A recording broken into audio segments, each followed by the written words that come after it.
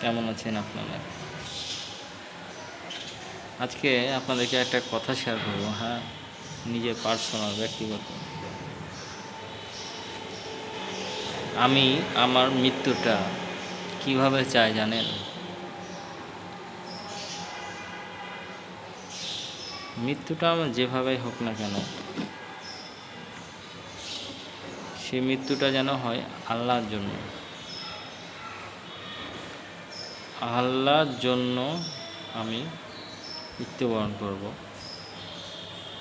শুধু আল্লাহর জন্য। পৃথিবী থেকে বিদায় হব আল্লাহর জন্য। বিষয়টা কত শান্তিদায়ক। যেন আল্লাহ তাআলা আমাকে শহীদ হিসেবে কবুল করে। আল্লাহর কাছে এটাই প্রার্থনা করি। আর আপনারাও আমার জন্য এই দোয়াটা অবশ্যই করবেন। সালাম।